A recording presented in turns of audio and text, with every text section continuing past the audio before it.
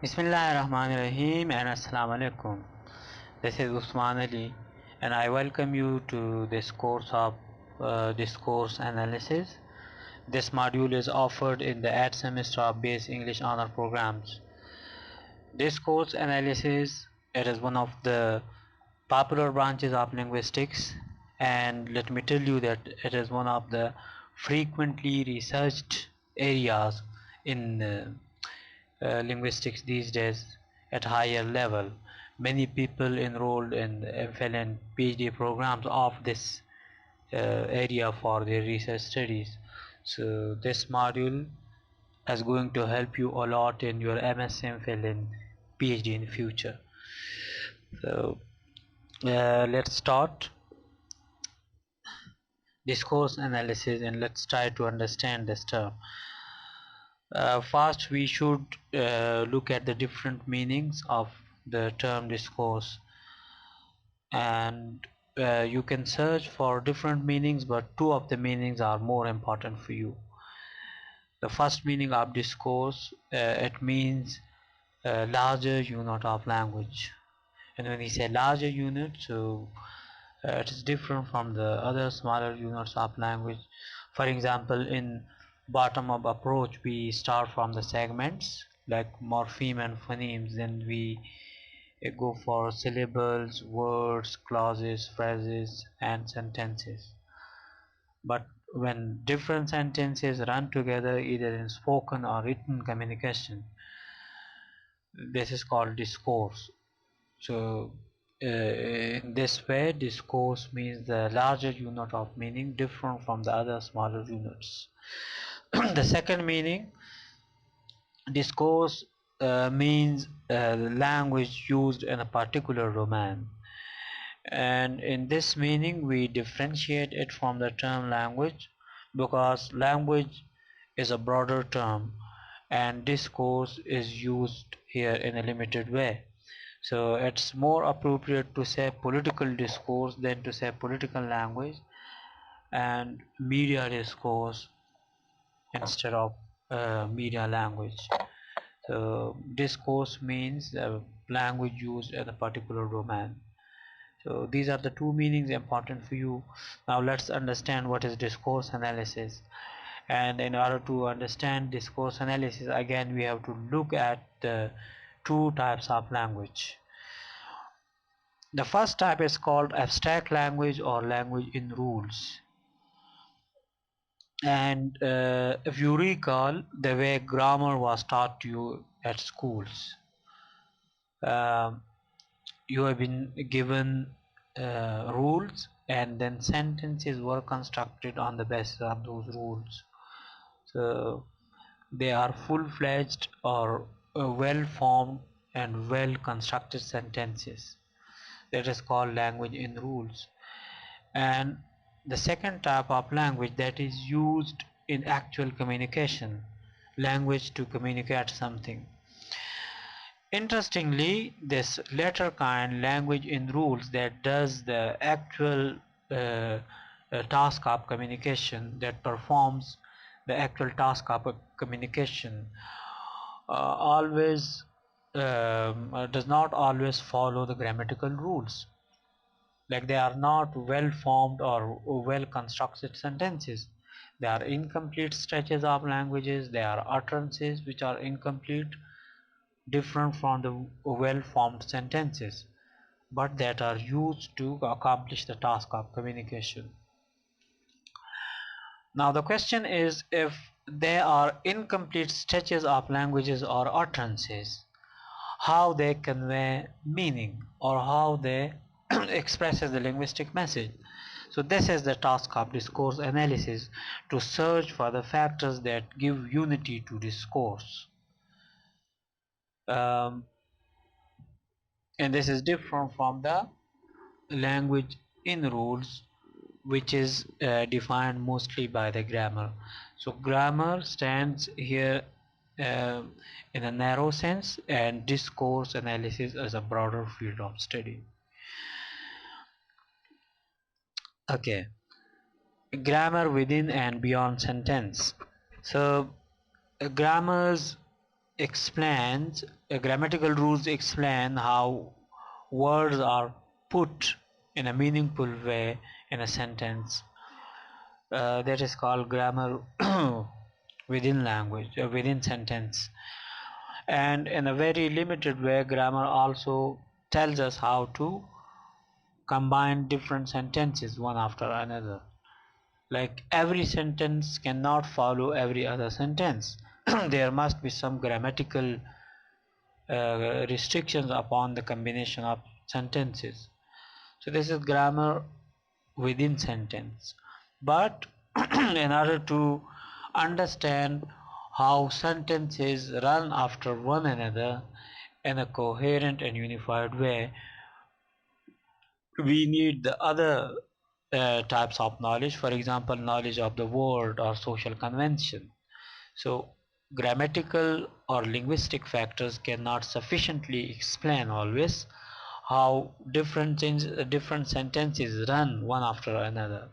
So grammar within sentence are explained by linguistic factors, and grammar beyond sentence are explained by knowledge of the word, social conventions, etc., etc. Okay, language within and out of context. Um, if you look at the heading, I have underlined and made bold this single word context, and I did it with a purpose because this is perhaps the single most important word in this whole module of discourse analysis. Context. All the time we would be referring in one or other sense to the context. Um, in order to interpret a piece of communication, we have to look for the context. We have to analyze the context. And there is a linguist, Delheims. He has enlisted a number of factors that shape the communication process. What are the elements or the factors of context? So there are 13 important factors of context that shape communication effectively. For example, topic, status of speaker, relationship, among participants or interlocutors, available time, background knowledge, social context, physical context, purpose of communication. So these are the some of the factors that shape communication. So discourse analysis takes into consideration all these factors in order to interpret communication, because context gives unity to communication. Um, Linguistic factors cannot sufficiently interpret a piece of communication because it deals with the rules of grammar only. Uh, then next we have two approaches: sentence linguistics and discourse analysis. In order to teach language, these two approaches are followed, which stand opposite to one another. Um, Sentence linguistics, um, further they follow two approaches. In sentence linguistics, two things happen. One, either sentences are invented by the grammarians, or sentences are created in order to teach language. For example, how are you? I'm fine. What are you doing? I am studying this book. And how are you? I am also fine. So this is a stretch of sentences which are invented. Clear? And the second thing that is followed in sentence linguistics is sentences are taken from real communication, but they discard the context or the actual context in which that sentences are spoken. So just merely picking up the sentences disregarding the context, this is called idealization. So this the approach of idealization is followed in sentence linguistics. On the other hand, discourse analysis take into consideration all the contextual factors, or all the factors beyond the linguistic factors, like factors other than linguistic factors are followed in discourse analysis. So in order to interpret a sentence, discourse analysis goes for the context in which that sentence was spoken.